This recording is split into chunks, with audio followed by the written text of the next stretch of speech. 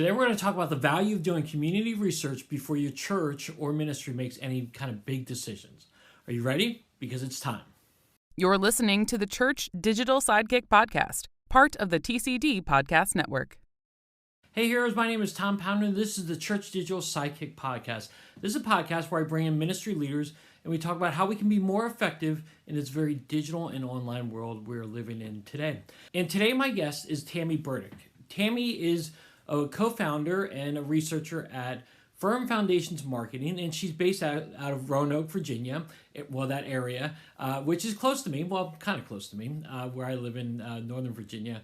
And Tammy and I actually met via Twitter and through a friend, Jeanette Yates. I meet a lot of friends through Jeanette Yates, but Tammy and I talk about that a little bit in the interview. But Tammy and I talk today about the value of doing research in your community before you're making a decision in your church, in your ministry. We realize that churches have a lot of decisions that they're going to need to make throughout the lifespan of their church or their ministry. And there is value, tremendous value, in doing research, in particular community research, so you can best serve your community the way you need to as a church. And so I'm really excited to have Tammy on because I've never really talked about this. We've never had a conversation about doing research and the value of that. So I'm really excited to have Tammy on. But before we do that, I do want to highlight at the Church Digital, we have a whole podcast network that is going on. It's not just me. It's not just Jeffrey. We have a variety of other voices out there. And if you want to learn about digital tools and you want to learn about how to do ministry more effectively on this very digital world, don't just listen to my podcast or Jeff's podcast. There are other podcasts in the Church Digital Podcast Network that I would love for you to check out. So go to thechurch.digital, check out the podcast network there, and learn all about how you can be doing ministry more effectively today in this world that we're living in. All right, so without any further ado, let's get into my conversation right now with Tammy Burdick, talking about doing research and the value of that for your church. All right, with me right now is Tammy Burdick. Tammy, how are you? I'm great, Tom. How are you doing? I am doing great, and I'm glad you're on the podcast with me. I think you and I met, on a Twitter space, or I started following you from a Twitter space that Jeanette Yates was doing. Is that correct? That's correct. Okay. Yes. I can't even remember what it was about. I think it was something about Jeanette and another one of her Twitter friends had stepped away from a podcast. Yeah, and Megan so Howard. Yep. Yeah. Yeah. So, and here then we are. how long have you known Jeanette? Oh goodness. We have worked and been champions of Texan Church as a company for probably the duration of my little company. So it's Firm Foundations Marketing is the name of our agency. And we found Texan Church along the way, and it's just a great platform. And then I got to know Jeanette because she's just awesome. Yeah. And we have yet to meet in person. When Jeanette, one day we're going to meet. Yeah. But we've just been friends on Twitter and Facebook and Instagram and professionally and personally. And so that's how you and I met, is because of Jeanette. Well, no, and seriously, I love Twitter. Twitter's my favorite. Hopefully you'll say Twitter's your favorite as well, but I can't guarantee that. But I enjoy it. Jeanette and I have known each other for years too, and I've never met her in person. But I've met a bunch of other my Twitter friends in person. So I owe it to Jeanette that one day that we're going to have to meet in person. Yeah. Hey, okay. So talk to me a little bit now. We just started to get to know each other. But this is the first time on my podcast. So tell everyone a little bit about what you do and how you got started in that. Sure. So I co-own Firm Foundations Marketing. We will be celebrating 4 years this March. And what we do is there is a disconnect that we were seeing early on between what churches were saying and the messages that people were receiving. So whether that, there's been talk about irrelevancy or all of those different buzzwords that have been around the last several years. And what we came to realize over time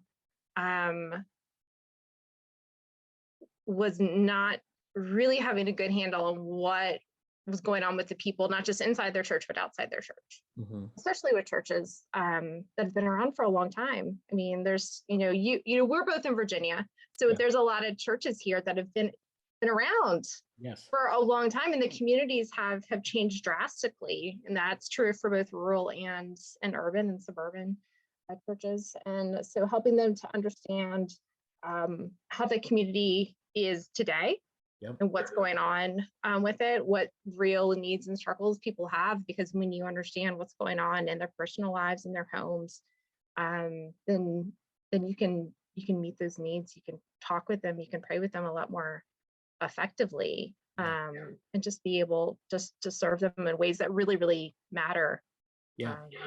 Especially now, churches, they have so many different ways that they want to be able to serve, and trying to decide, like, with limited resources, with limited volunteers and limited staff, which direction that we go in. And so sometimes just knowing the bigger needs of the community and being able to discern that is incredibly helpful.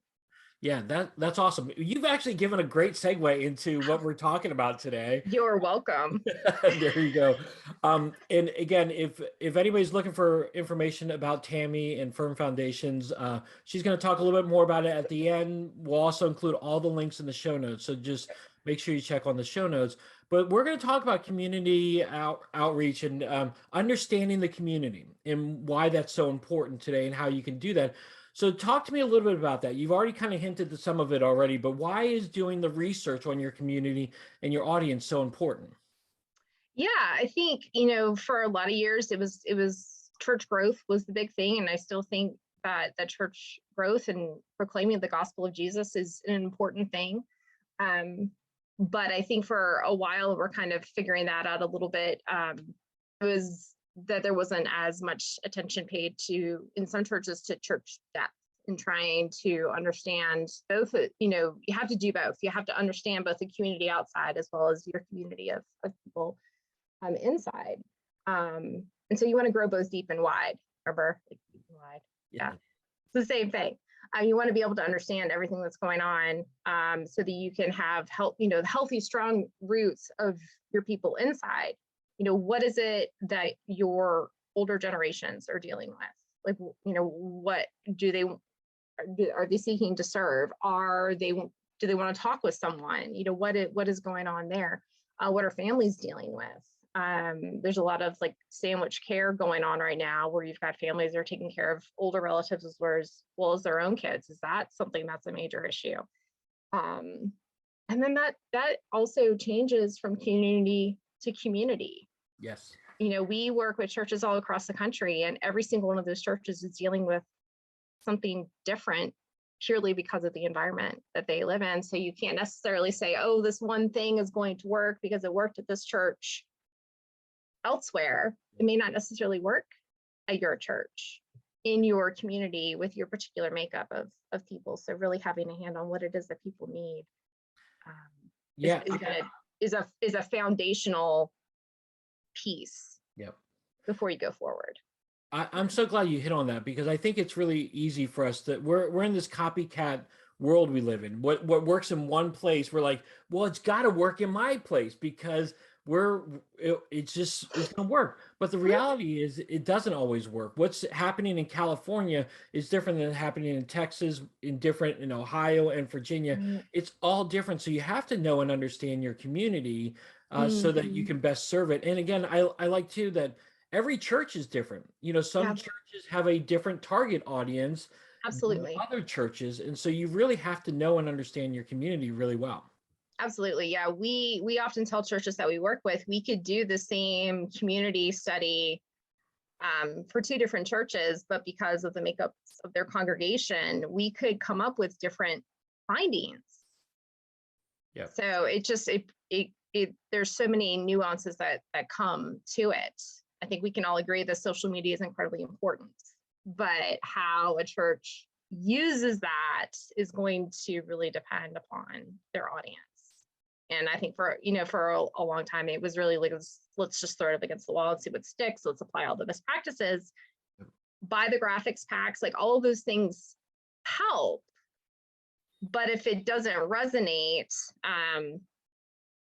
then you don't really get anywhere. I was just reading the Lifeway Research released a study today saying that the single biggest concern that pastors have is just apathy, the lack of interest.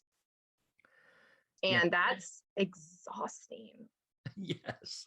Like, I mean, we both work in this space. Like, there's nothing worse than putting your heart and soul into something and then it's crickets. Yeah. So, yeah, being able to know what it is that the people are struggling with, or what it is that they care about, and reaching out that way. So what tools do you use? Do you have a set of tools, or do you have a process that you go through when you're working with churches or ministry groups? Yeah, so I'll kind of walk through that real quick.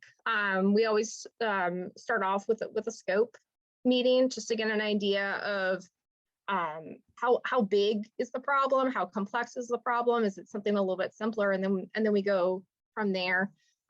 We've helped church planters. We've helped churches, like I said, like traditional churches getting to reconnect with their communities. We've been successful doing that. Helping churches figure out like what's next when they're looking for a pastor. What is the church need right now?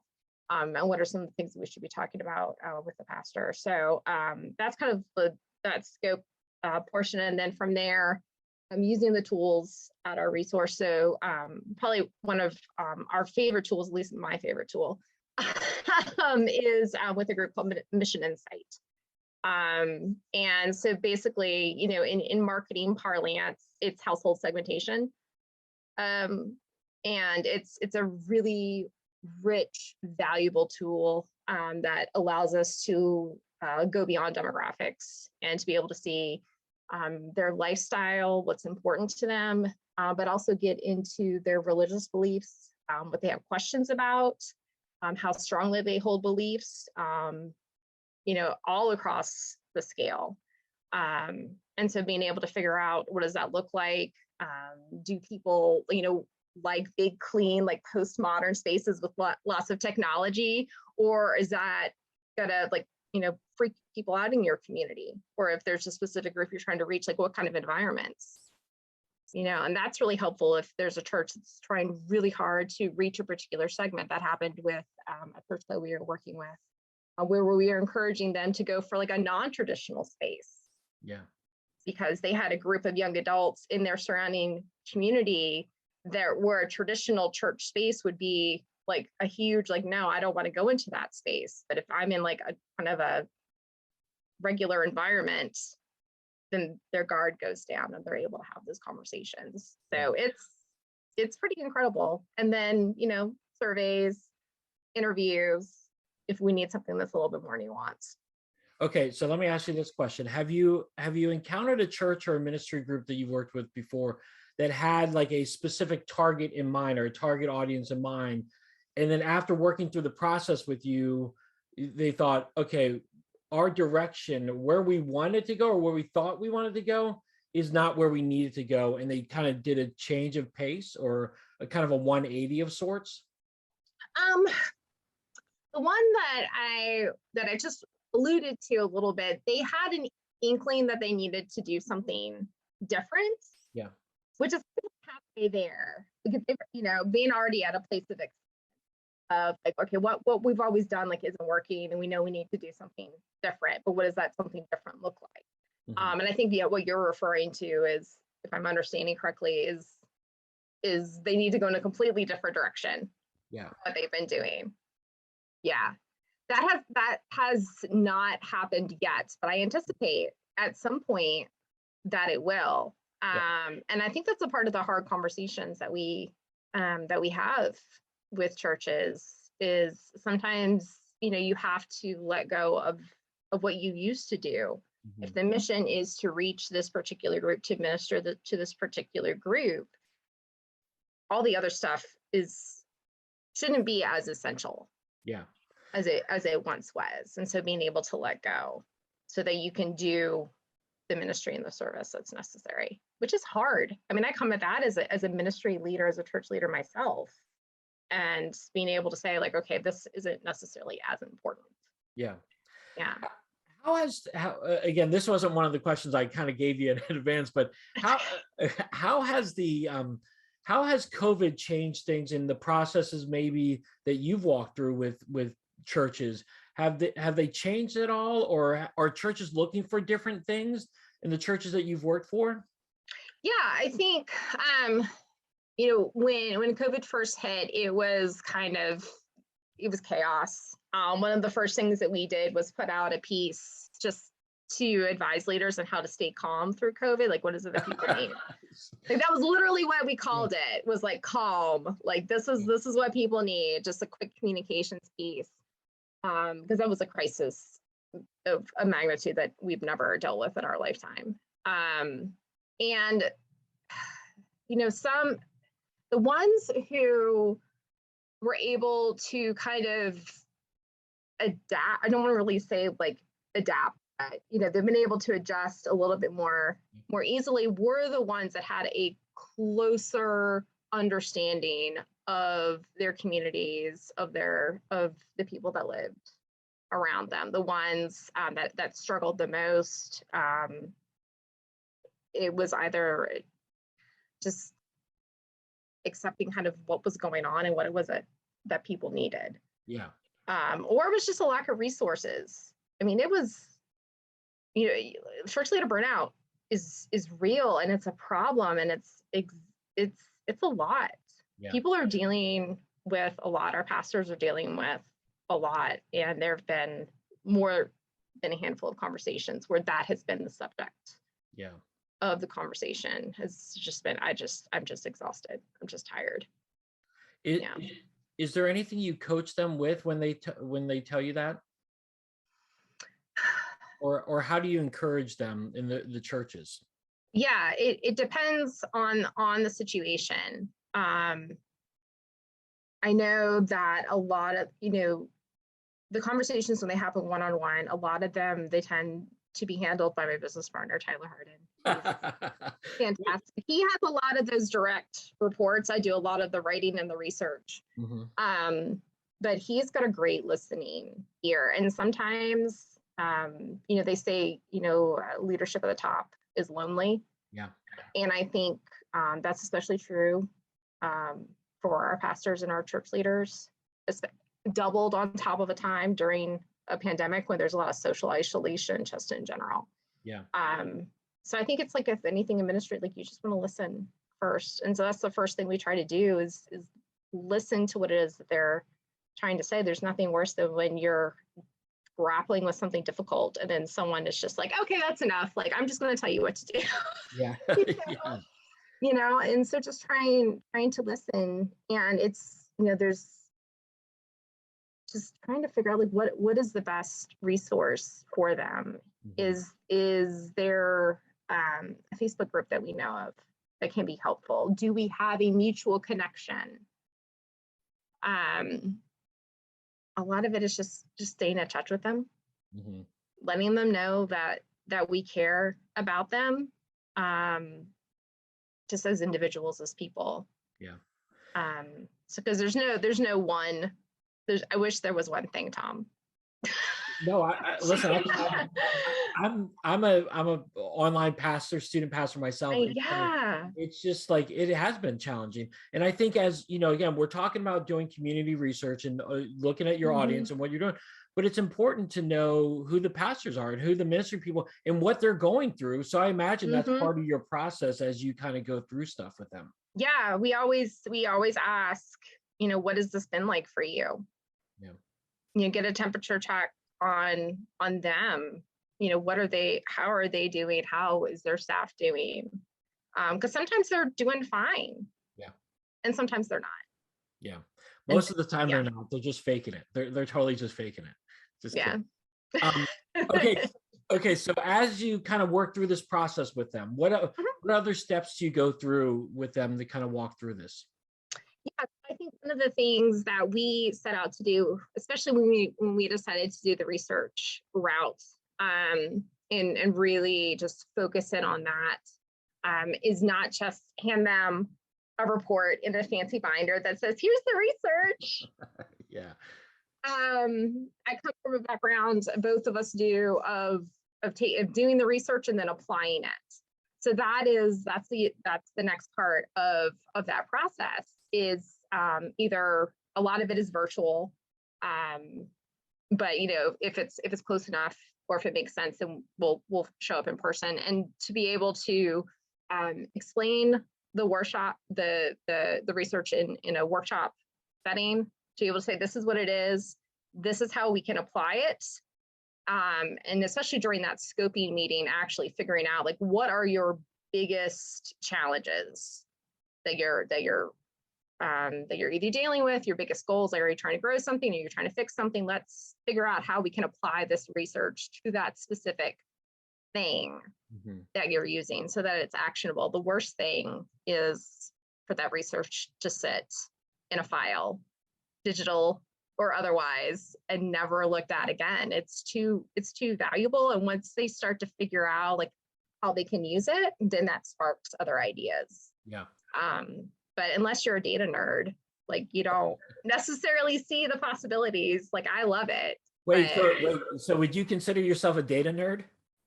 Absolutely. I was thinking about this the other day. So the market research team that I initially was on earlier in my career, they gave me a nickname and a promotion of DJ Data. Nice. Nice. That is awesome. So yeah, but the charts and all the different ways of looking at it, it's just, I love it. I love it, but it's not enough to love the numbers. Like, you have to figure out like, okay, what do we do with this? Yeah. What does this mean? How can we apply it? Yeah, I'm just going to give a quick personal example because I think the data is really important. Is that I work at New Life Christian Church. We're in Chantilly, Virginia, and we were a mobile church, portable church for a really long time. And then we finally were able to secure a building, and we actually bought an old Budweiser distribution center. It was 85,000 square feet. And we're like, what are we going to do with this? And we kind of had a plan and an idea, but we don't know. This was before I came on staff there, but they did a research, and they did research on what does the community want? What does the community need here? And we were envisioning this whole different plan. And what the community told us was that they wanted more indoor sports facilities because there weren't enough of that. And so we thought, we've got this huge building. Let's make basketball courts, indoor turf fields, and a workout area, and let's offer it to the community so that our church is open 7 days a week as a service to the community. And it's been a huge blessing. We've been open for over 11 years now. And it's just been a huge blessing to our community to be able to serve it in that way. But we use the research to be able to determine what the community needed. Yeah. Yeah. And I know that area. So it's grown a lot. Yeah. And just the need, I mean, youth sports is big. Like, I don't think any youth pastor would argue with you. Can you come to group tonight? No, I got this practice. It's all the time. So it's so much different than when I was growing up. I mean, yeah. Okay, so as you kind of work through the process, are there other tools or things that you utilize to help churches as they're trying to learn more about their community and what's best to serve them? Those are the biggest ones. Is doing the audience research. I think that that's a nuance that I forgot to leave out. Is it's not just about knowing the community, also knowing your actual congregation as well. So being able to apply that same information to understand, like, to compare and contrast both your congregation as well as the surrounding community. And that's one of the biggest ones. Being able to talk with people one-on-one is incredibly insightful. So you can kind of go big with the research, being able to have those interviews, to talk to people individually, to hear their specific words.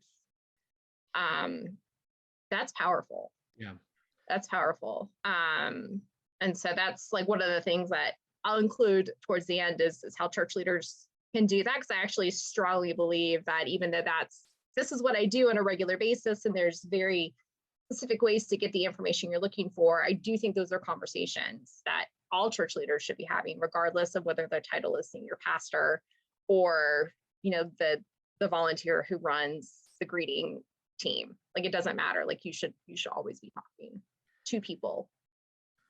So you don't just talk to the main pastor board of elders. You talk to a variety of people within the church staff and the volunteers. We absolutely can. It really depends. Usually our main point of contact, if it's not the senior pastor, then it tends to be like the communications director if it's at a larger church. But being able to talk with as many leaders as makes sense, and that's possible. If you think about what it looks like for someone to go from a church guest to a committed member, that's a lot of teams. That's a lot of people that's involved all along the way. And so, when we're going through the larger community research, being able to have as many people present as possible so that everyone is hearing it at the same time, they're getting the different perspectives. They're saying like, oh, like, remember that thing that happened, like with that new guest, like, could we do something in the parking lot, help, solve whatever problem? And you can solve that problem like right there because everyone's at the table. So, at different stages, we bring different people in. That's cool. Yeah. How long is the process what you would take from maybe start to finish? What's the process look like in length? In length, really that depends on being able to schedule the meetings. Okay, that's good. That's true. That's true. But I would say, if we're talking about determining the scope, doing the research, having the workshops, I mean, if we could fast track that and get that done within 4 to 6 weeks. Okay. But for the most part, and with most of the churches we've worked with, simply because of meetings and scheduling and stuff, it tends to be closer to the 3-month mark, but not because I'm not like, come on, guys, let's go.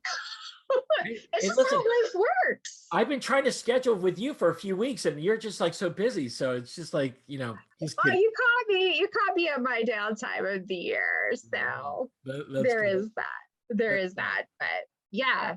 And then also, we have the smaller churches. If you've got your leaders have like a regular 9-to-5 job. Yeah. Or if you have a pastor who's bivocational, which does happen too. Yep. But fast track it, we can do that within 4 to 6 weeks. But really the thing I try to encourage our church leaders to keep an eye on is just like, what's the next step? And let's just get to that point and let's remember what it is that we're trying to get done here. And if something specific coming up, we try to keep that in mind. Yeah. As well. Yeah. Well, I think what you do is awesome. I mean, because I think it's so important. And I think, again, as I just gave the example about my own personal church, without the research, we wouldn't know how to best serve our community. So I think that's really important about what you do. As we wrap up, quickly tell me a little bit more about Firm Foundations and how you guys got started, and what are you at now? Yeah, so Firm Foundations marketing started about 4 years ago. Tyler and I have actually worked together for 15 years. Oh, wow. So prior to Firm Foundations, we worked in the newspaper industry. We worked for a large regional publisher down here in Southwest Virginia. Wait, the Roanoke Times? It was the Roanoke Times. Yeah. So we worked together for a long time in a lot of different ways. And then 4 years ago, we started Firm Foundations with the intent of helping churches to better understand their surrounding communities so that they can transform lives. And so that has been our mission. And the best way to probably get started with learning about what that can look like for your church would be to go to ministryreset.com.